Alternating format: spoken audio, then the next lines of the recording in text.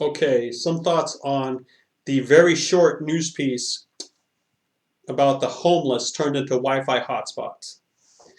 Um, First off, I want you to realize what type of piece you're dealing with here.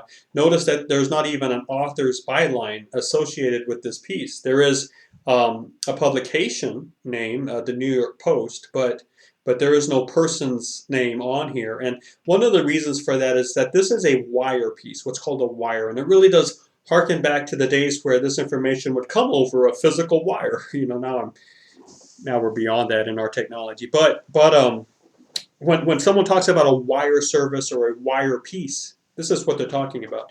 So I want you to think about a sort of a model of a business here. Let's say you get a bunch of writers together and you start a business and you put it in some major city like Chicago.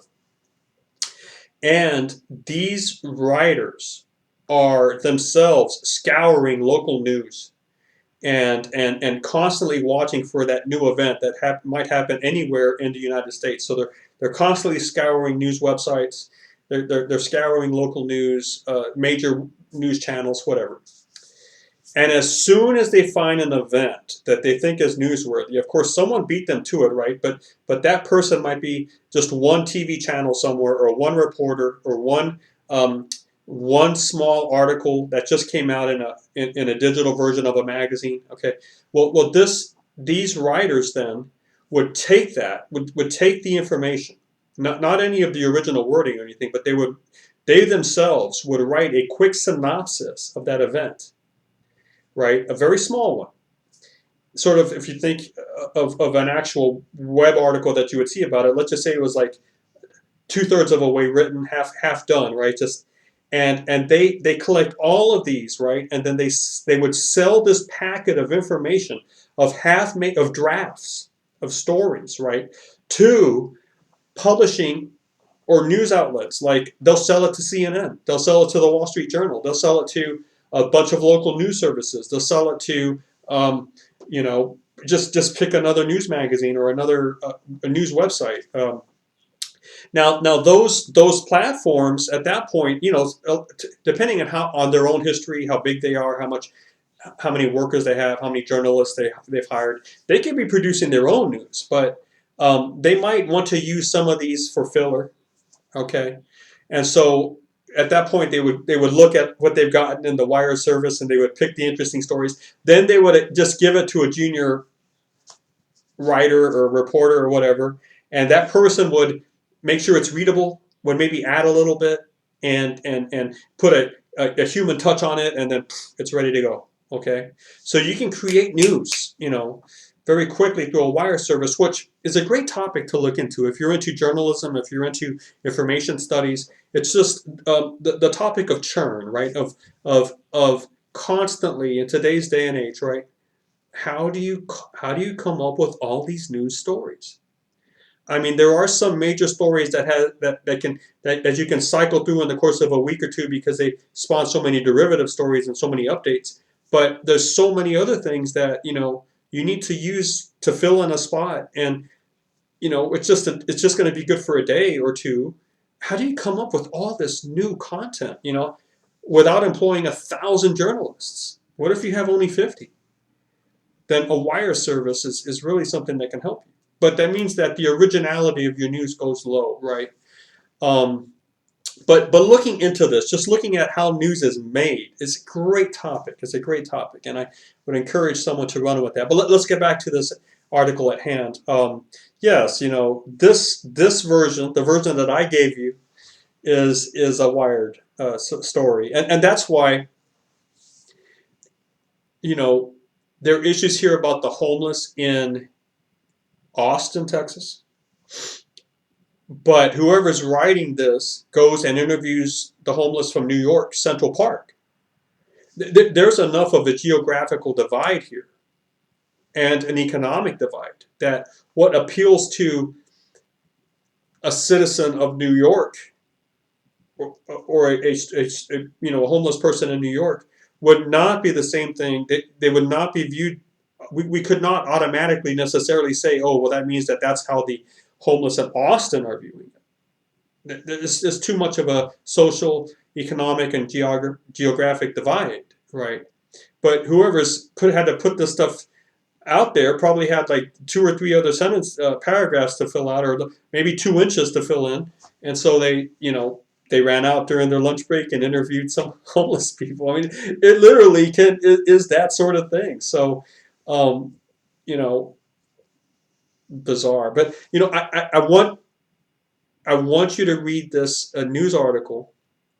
Uh, I want to juxtapose it because many times I'll let you read these articles together in pairs. And when I give you articles in pairs, it's one of the reasons is I want you to be able to contrast the writing styles, the complexity of one and the utter crass simplicity of the other. One is multi-layered. One barely manages to scrape through the one layer it's dealing in, the who, what, when, where, why layer, the factual layer. That's all you get in this little piece, right?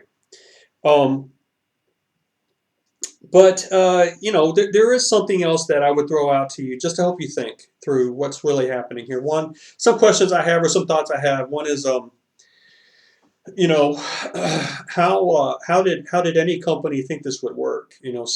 Some company in New York thought that this was a good business model, good enough so that they could test it out. You would expect that there's a process of idea development. At the very beginning is the very informal, process of origination. Someone just basically has an idea as they're driving into work or something. I mean, these things just happen, right? But then what happens is that idea gets thrown into a process of dialogue, if you will, where you share it with someone, they give you feedback, you tweak, you revise, you share it to larger people, they look at it, you get feedback, you tweak, you revise, and it goes up the chain, if you will, right? And I'm assuming that a company like the one that's discussed in this article here would have a process of idea development, and that somewhere down the line, maybe in a committee level or whatever, someone would say, I have grave reservations about this. The social backlash on this would be horrible. I mean, just think of the dynamic here. People are spending money to go to this festival. They're taking vacation days. They're spending thousands of dollars for the tickets, for the hotel rooms, for the flights, for the food, for the clothing that they're buying for this, whatever. These people have money to spend that way. All right. And if they didn't, they wouldn't be going. We hope most of them wouldn't be going. Are you going to ruin the atmosphere of the festival if you place a homeless person every 70 yards, horizontally, vertically, if you grid the thing out with the homeless standing there or sitting there, not moving, are they going to be reading a book? Are they going to be listening to music? Are they going to just be looking at people? Are they going to be waving? What are these people going to do? They're not poles. How are you going to keep them occupied so it doesn't look like you're trying to turn a person into a thing, that just can sit there and anchor the transmitter. And how would someone feel to have that atmosphere all of us everywhere? Almost everywhere you look, you can see a whole 3 or 4 homeless people just standing there or sitting there. And how comfortable would someone be? Because as you read the whole notion of the way that things should work is that you use the Wi-Fi for 10 minutes, you have to pay them a certain amount of money, right? And how do you pay the person? Do you give them the money? Are you going to get a receipt? Do you drop it in a box? Do you have to get close? How do you do this, right? Plus, on a deeper level, if this model actually were to work, so it didn't work at all, right? But if it had some modicum of success out there at South by Southwest, and they started using this in cities or whatnot, what are they saying about the sustainability of the model? That in order for this type of thing to work, you have to have a group of people down at the bottom that are actually willing to put on that t-shirt, to strap that thing to their waist, and just to sit somewhere.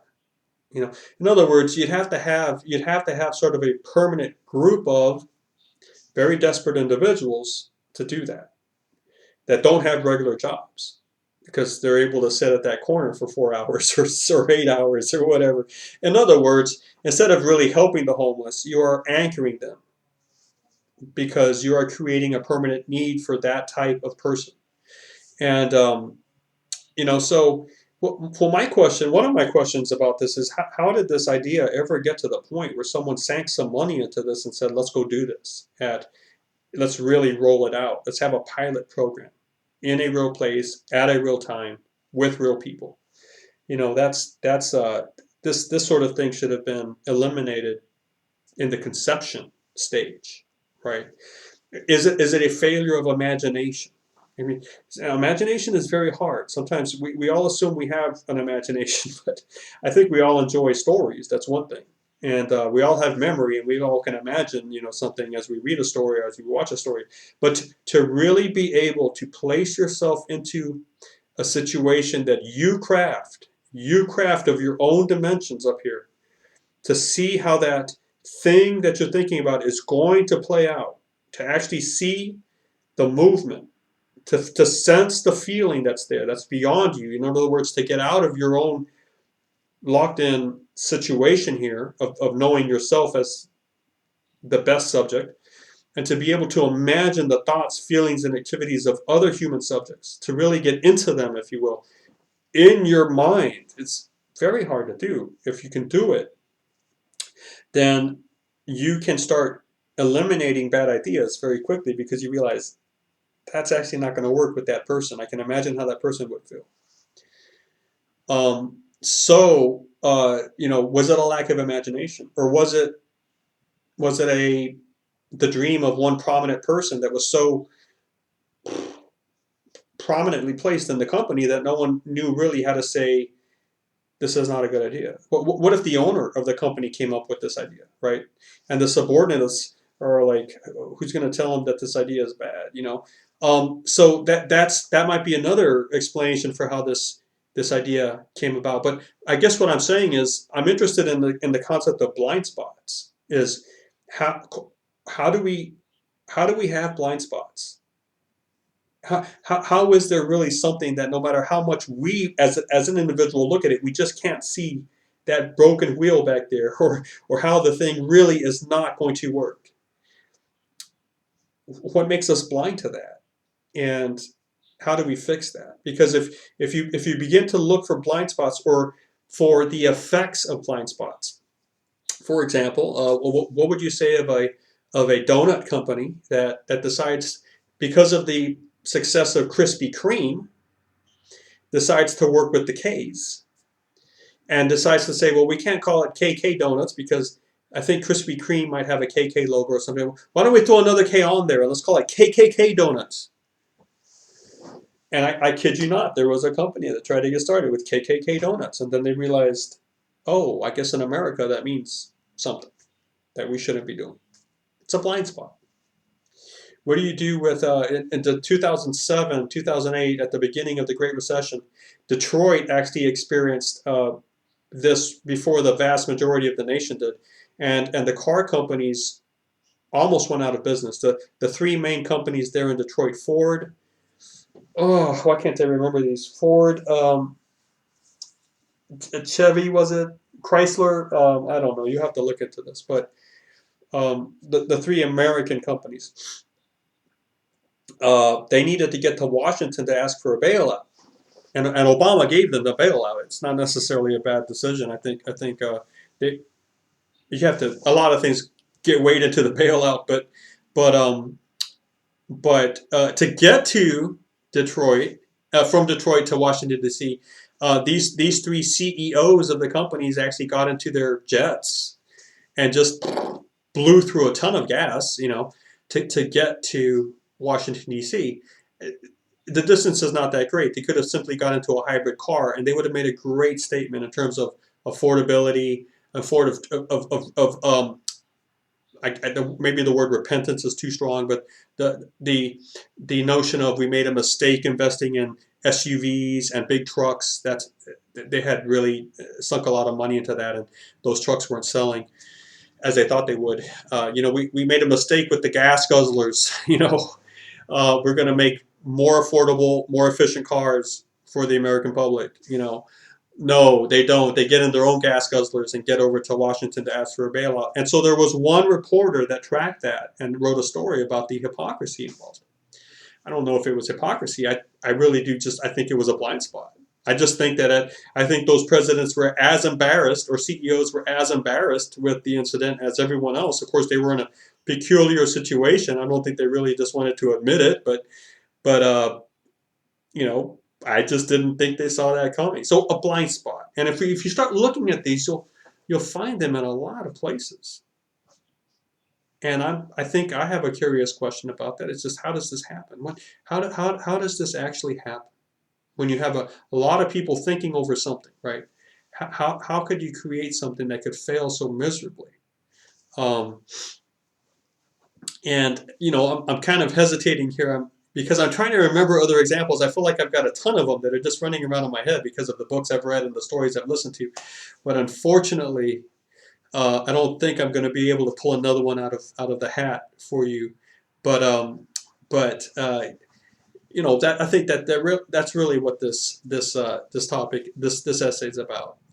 Well, and by extension, well, to be a little more specific, let me give you another little thought to work with. It's about the homeless, isn't it? It's about our response to the homeless. It's about I don't think any of us are rejoicing in somebody else's hard situation, but how many of us can actually give them a home? How many of us can actually drop $1,000 into someone's lap? Maybe they're standing at the side of the corner there. I mean,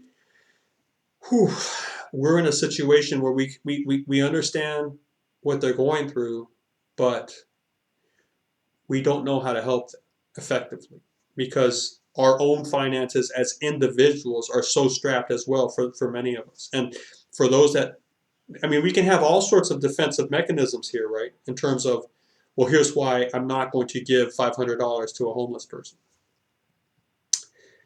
There are a couple of defenses. So, the defense mechanism at play, given the poverty that some people have to go through and that you perhaps are not going through, that's something to think about. And okay, so if you just spend time, really honestly, spend time genuinely trying to think about what you just read, which is one reason I really advocate for the percolation approach to reading, is read the thing a week in advance. So you have a couple days where you can literally just think about it, and maybe you should spend 20 minutes. You say, I really am going to spend these 20 minutes trying to think about this. And you have a little notepad. Or maybe if you do that, then maybe a day later, as you're waiting in line somewhere, an idea comes. Boom, it just springs up. And that's the result of giving your mind something to chew on and actively chewing on it for a little bit. So I definitely want you to give yourself some time to think about this. And think and just ask, what does it really mean to be that? What's really going on here? And try to dig deeper into this article. I think if you learn how to do that, that's a method of thinking that pays dividends across the line for many, many activities throughout your life. So one thing that I'm very interested in doing is not testing you over content. That's why you're never going to get a quiz over these articles. But I'm trying to imitate and illustrate a method. How can you think creatively about this? What sort of questions should you be asking? How do you imagine this, or how do you sense this out? It's method that I think that I can best serve you in terms of trying to talk to you about or teach you, or that's a little bit of. I just wanted to tell you that as far as how I'm approaching this. Now, I do want you to consider the photo here. So there's an actual photo, right, of an actual person doing this little experiment with an actual code. That's, in other words, that's not a stock photo. You might not ever know who exactly it is and who took the photo and all that, but that's a custom photo, right? That's a photo very specifically aligned with the content. It's the actual thing. You got a photo of the actual thing. So, sometimes those sorts of photos are very powerful, and if you feel you can do that with one of the essays you're writing or with your research paper, go for it. I welcome that. I welcome that risk that you're taking to try to design something better. Do what you can, and don't, if you can't do it, you don't have the means or the opportunity to really bring this thing in effectively, then don't worry about pictures. You don't have to put them in. But if you're that type and you want to experiment, yeah, go for it. Okay. All right. Thank you for watching.